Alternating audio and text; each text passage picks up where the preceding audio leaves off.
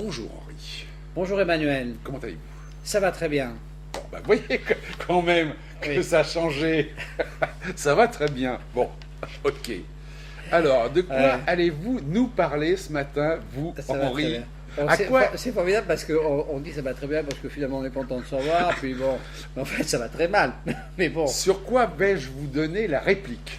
alors nous allons parler de la liberté et de la sécurité. Vaste sujet. Hein. Ah, mais c'est un sujet qui est largement au-dessus de notre niveau. Ça, complètement. Mais bon, on va pas Surtout hésiter. surtout la Oui, liberté. on va pas hésiter quand même. Alors, pourquoi on parle de ça? Parce que toujours pareil, on vogue au fil de nos lectures, parce que Surtout vous. oui, surtout, enfin nous, puisqu'on est deux. Mais donc on est au fil de l'eau là, puisqu'on n'a pas, on est complètement coincé, donc on est au fil de l'eau. Alors en ce moment, je lis donc un livre qui s'appelle Hitler, qui a été fait par un monsieur qui s'appelle Yann Kassoua, qui est un historien, je ne sais pas si on prononce comme ça, qui est un historien qui avait fait deux très gros livres sur Hitler et qui a récupéré, avec ces deux livres, en a fait un seul. Et donc, moi, ce qui m'intéresse, c'est pas tellement le personnage Hitler, parce que c'est un psychopathe, hein, mais ce qui est intéressant, c'est dans quel état était la société au moment où tout d'un coup, elle se donne comme chef cette espèce de fou furieux. Et donc, on s'aperçoit en lisant ce livre qu'en réalité, euh, les Allemands se jettent dans les bras de ce type parce qu'ils ont peur de l'insécurité. Parce qu'ils sont dans une période d'insécurité, parce que l'Allemagne est très fortement touchée par la crise de 29. L'Allemagne a mis en place une démocratie depuis peu de temps, et donc elle n'est pas certain que la démocratie soit le bon système. Enfin, il y a un certain nombre de choses qui font que les gens ne se sentent pas en sécurité, et ils éprouvent le besoin de se mettre en sécurité. Alors au début, il y a des factions, il y a l'armée, il y a des milices, il y a tout un tas de choses, et il y a une espèce d'énorme pagaille. Et à un moment donné, et cette pagaille c'est une aspiration à la sécurité que chacun essaie de créer dans son coin. Et à un moment donné, finalement, tout le monde fait confiance à ce fou furieux pour qu'il remette en place la sécurité. Et donc ça m'amène à réfléchir, à me dire, finalement, c'est vrai, comment ça se passe? On arrive sur cette putain de planète, là, pof. Alors au début on est content comme tout, hein. On a des parents qui sont là, qui sont comme un protecteur et on ne pose pas de questions. Puis vers 13 ou 14 ans, tout d'un coup on se rend compte qu'on est mortel, quoi. Bon, et ce jour-là, ça crée quand même un sentiment d'insécurité. C'est évident, hein. Tout d'un coup on sait que le temps nous est compté. Et donc on essaie de compenser cette insécurité à laquelle on ne peut pas échapper par des choses qui nous donneraient des impressions de sécurité. Et ces choses, ça peut être l'État, ça peut être la religion, ça peut être les biens matériels. Enfin, chacun répond avec quelque chose qui lui donne l'impression qu'il a créé autour de lui un espace de sécurité. Bon. Mais au même moment, c'est ça qui est complètement magique, au même moment on a ce sentiment aussi de liberté, c'est-à-dire qu'on a cette impression qu'on pourrait être libre, on n'a pas l'impression d'être un arbre, quoi. On a l'impression qu'on va... et donc on a envie en même temps de jouir de la liberté, et c'est deux choses antinomiques, c'est-à-dire chaque fois qu'on veut plus de sécurité on perd de liberté, chaque fois qu'on veut plus de liberté on perd de la sécurité.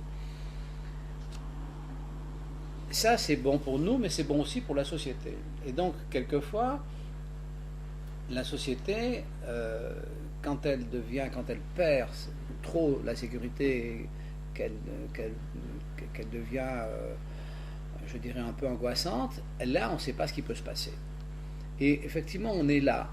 Et on est là parce que de toute façon, tout ce qui nous donne l'impression de sécurité est de toute façon, par essence, un mensonge.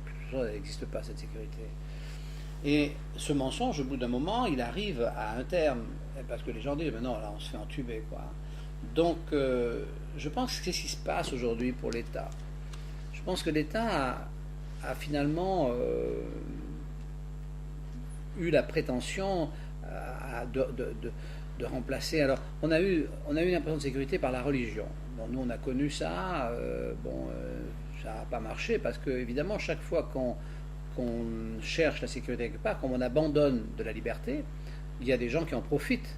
Dès que vous abandonnez votre part de liberté, quelqu'un prend pour vous soumettre. Les gens, ça les intéresse. Il y a des gens qui sont tellement cyniques et tellement, comment dire... Ce qu'on appelle les profiteurs, des non? profiteurs, des gens Voilà. qui sont dans l'instant présent, voilà, qui eux-mêmes sont aussi dans notre insécurité d'être humain, mais qui s'en foutent, ou du moins qui... Bon, voilà. Donc la religion, ça a pas marché. Après, on a eu le progrès scientifique. Bon, ça nous a été à un moment donné une source de sécurité. On a pensé que ça pouvait nous apporter, et aujourd'hui, ça devient au contraire une insécurité, puisque le progrès agricole, le progrès dans les transports, tous les progrès sont aujourd'hui marqués à la culotte en disant attention, ça dépense trop de CO2, ça va nous tuer. Donc la religion finit, le progrès finit. L'État a prétendu, enfin les gens qui avaient pris le pouvoir, a prétendu nous apporter cette fameuse sécurité. Et puis tout d'un coup, l'emblème de la sécurité de l'État, qui est la sécurité sociale, fait faillite. Donc si vous voulez, l'État lui-même fait faillite. Donc les gens, enfin nous, les Français, si vous voulez, ont une impression d'insécurité qui vient en plus être confortée par le fait que d'autres personnes chez nous on cherche la sécurité dans des choses qui ne nous intéressent plus, telles que par exemple les musulmans. Je pense que les musulmans sont sincères et qu'ils croient vraiment que leur religion leur apporte la sécurité. Je pense qu'ils sont sincères. Et nous, ça nous, on ne comprend pas. Bon. Donc, si vous voulez, il y a tellement de conflits à l'intérieur de cette société qu'elle est complètement déstabilisée par l'insécurité. Et comme en même temps, elle a mis la notion de liberté comme un élément essentiel, et cette liberté, elle n'est agréable que quand vous jouissez dans une certaine sécurité. Mais quand cette liberté vous fait courir après une sécurité, ça crée une pagaille, et je pense que c'est ça qu'on vit assez mal, et qui fait qu'on est dans un schéma extrêmement semblable aux années qui vont de 25 à 33, je crois que c'est en 33 que Hitler prend le pouvoir. Donc on n'est pas à la merci d'une erreur collective dans cette espèce de panique d'insécurité, parce qu'on ne voit pas qui aujourd'hui remettrait en place la sécurité. D'abord, si vous voulez aussi, ce qu'il faut voir, c'est que l'insécurité est créée par toute on ne croit plus dans nos politiques, dans nos élus qui mentent sans arrêt. On voit bien que tout le monde se gave au niveau des élites. Hein. Oui, bon, oui. Et ils ont beau dire que tout va bien, on sait très bien que tout va mal. Donc on vit dans un espèce de mensonge permanent à l'heure actuelle, mais de mensonge qui ne convainc plus personne. C'est ça le problème. Le mensonge, avant, ça fonctionnait bien. Maintenant, ça ne fonctionne plus. On est bien d'accord là-dessus. C'est-à-dire que cette illusion de sécurité qui, chaque fois, s'effondre. Parce que, comme de toute façon, ce n'est qu'une illusion. Puisque le statut de l'être humain, c'est l'insécurité, puisque c'est la mort. Enfin, je veux dire, bon, c'est tout. Il n'y a pas d'autre issue. Donc, la sécurité ne peut pas exister. Mais chaque fois, il y a un mensonge qui est bâti, parce qu'il y a des marchands du temple, il y a des gens qui nous disent moi, je vais vous apporter la sécurité. Et comme les gens sont assoiffés de cette sécurité, parce que ça leur fait peur d'être face à leur destin d'être humain, ça fait peur, c'est vrai que c'est effrayant. Donc, si vous voulez, chaque fois, c'est un mensonge. Alors, on a dit effectivement la religion, la science et l'État. L'État qui est l'État tel que nous on le connaît et qui est assez récent. La démocratie, c'est très récent. Donc cet État démocratique nous a fait croire, nous a dit, voilà, nous les gens pour qui vous allez, on va vous apporter la sécurité. Ce qui n'était pas plus vrai que quand les curés disaient on va apporter la sécurité, et ce qui n'est pas plus vrai quand les imams disent aujourd'hui aux musulmans on va vous apporter la sécurité. Tout ça c'est un mensonge. Mais donc ce mensonge, au bout d'un moment, il finit par être découvert. Ça ne peut pas être autrement. Un mensonge, toujours à un moment donné, on le voit. Donc ce qui est important, enfin, ce dont je voulais parler, ce n'est pas l'idée de ce mensonge, c'est l'idée que les conséquences de ce mensonge, à un moment donné, vont amener à une espèce de chamboulement qui va nous faire perdre notre liberté. Parce qu'en fait, c'est ça, c'est que si on veut être libre, on ne peut pas être en sécurité. Donc il y a une antinomie, on ne peut pas poursuivre le fantasme de la sécurité et espérer être libre. Voilà. Alors, moi je pense qu'il vaut mieux être libre. Et je pense que notre liberté, c'est l'essentiel. Mais ça veut dire qu'il faut accepter l'idée que nous sommes des êtres humains qui vivront toute notre vie dans l'insécurité. Cette insécurité, elle est comme ça, il faut l'accepter. Sinon, on n'a pas la liberté. Et la plupart des gens, enfin beaucoup de gens, une majorité de gens, préfèrent la sécurité à la liberté. C'est ça l'histoire. Et donc, tombent sous les fourches codines de gens malhonnêtes qui leur piquent leur liberté en leur promettant une sécurité qui n'existe pas. Donc c'est ça, et c'est ça qui a été flagrant en 1930, mais qui n'est pas quelque chose d'exceptionnel. Et je pense que c'est ce qui est en train de se reproduire. Et alors on ne peut pas imaginer, mais cette insécurité, si vous voulez, elle est vraiment prégnante. Hein. Et alors le problème, c'est que enfin, les grands pourvoyeurs d'insécurité sont quand même nous, c'est-à-dire nous, le monde occidental. C'est-à-dire partout où on va, on a la prétention de libérer les gens et on leur colle de l'insécurité. C'est-à-dire qu'au lieu de leur apporter de la liberté, on croit qu'on leur apporte de la liberté, dans tous les pays du monde où on va, où ils ont des systèmes un peu oppressifs, des systèmes où effectivement ils ont sacrifié leur liberté, mais ils ont une sécurité intellectuelle qui leur convient, religieuse, et quand on fait péter cette sécurité et qu'on croit leur apporter la liberté, en réalité on leur apporte le capharnaüm, on leur apporte le bazar, le chaos. Ouais. Donc si vous voulez, à un moment donné, ce chaos, l'ampleur de ce chaos va certainement nous dévorer. Et alors nous, ce qui nous intéresse, puisque oui, qu'est-ce qui nous intéresse? Nous, ce qui nous intéresse, c'est que nous, on a, enfin, je pense que moi, ma réponse, si vous voulez, à l'insécurité génétique de l'homme, ça a été d'assurer un confort matériel. Bon. Moi, je ne me suis pas précipité dans la religion, je ne me suis pas précipité dans la politique. Moi, je me suis dit, cette insécurité, je suis comme tout le monde, hein, je suis comme les copains, c'est pas facile à vivre. Donc, si je veux vivre, il faut que j'organise mon environnement matériel pour qu'il soit suffisamment solide pour que j'ai une impression de sécurité. Voilà. Donc, moi, ce qui m'apporte l'impression de sécurité, c'est la richesse. Et c'est de bien gagner sa vie. C'est ça, oui, c'est la richesse, c'est-à-dire y compris la richesse des autres. C'est-à-dire que c'est pas la mienne. Hein. Moi, si vous voulez... Comptez pas sur la mienne. Non, j'avais compris ça. Mais moi, de voir des gens riches, ça me rassure. Donc, si vous voulez, je ne suis pas rassuré par l'évêque, je ne suis pas rassuré par l'imam, je ne suis pas rassuré par le député, je ne suis pas rassuré par le médecin, je ne suis pas rassuré... Mais vous êtes rassuré par les gens riches? Je suis rassuré par les gens riches, voilà. Parce que je pense que c'est un socle, de mon point de vue, qui est de bonne qualité. Mais des gens riches, vous en voyez de moins en moins dans votre entourage. Et les gens riches, ils sont en ce moment abattus. Voilà. Ils sont poursuivis, pourchassés, et ils seront abattus. Et donc je pense que ça va créer une grande insécurité, parce que je pense être un être très ordinaire, et je pense qu'énormément de gens sont rassurés par la richesse. Je ne suis pas le seul, hein, je pense que c'est une grosse majorité. Et je pense que d'éradiquer la richesse de la part de l'État, c'est grave, parce que je pense que c'est vraiment quelque chose qui va générer l'insécurité. Voilà. Donc je pense que c'est une grosse erreur. Oui, c'est peut-être un petit peu, je ne sais pas...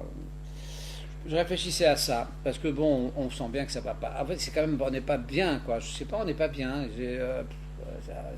Ça va pas bien. Alors, est-ce que c'est parce qu'on est vieux? Est-ce qu'aujourd'hui, il faudrait qu'on rencontre des gens plus jeunes, hein, mais moi, de ceux que je connais, c'est mes enfants et les amis de mes enfants, ils ne se sentent pas en sécurité. Hein. Ils ont tous envie de foutre le camp. Enfin, je veux dire, ils ont quand même vraiment envie de partir. Hein. Donc, voilà. Bon, qu'est-ce que vous avez lu, Henri, pour finir? Ouais. Alors, je vous ai amené ça. C'est Fatou Diome, et ça s'appelle Impossible de grandir. Alors Fatou Diom, c'est une Sénégalaise qui est plus toute jeune, puisqu'elle doit avoir une cinquantaine d'années. C'est une Sénégalaise qui a été élevée dans un petit village dans le delta qui est au sud du Sénégal, tout à fait au sud du Sénégal, et qui a été élevée. Alors c'est assez marrant parce que je vais vous dire quelque chose, je ne connais pas évidemment cette dame, et puis ce que je vais dire, elle ne l'entendra pas bien sûr, mais je pense que si elle attendait, ça la ferait monter au plafond, mais je pense que cette dame finalement fait une espèce d'ode à la fraude fiscale. Je m'explique. Hein. Elle justifie la fraude fiscale.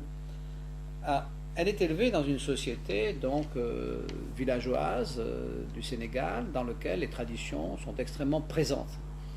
Et parmi ces traditions, il existe le chef de famille. Et parce que si vous voulez, la collectivité se résume à la famille. Alors la famille a grandi, c'est la famille, le village en fait. Hein, bon. Et la lignée, donc ça fait quand même pas mal de gens. C'est pas la famille comme chez nous, c'est une famille beaucoup plus étendue. Et dans cette famille, donc il y a quelque part le chef.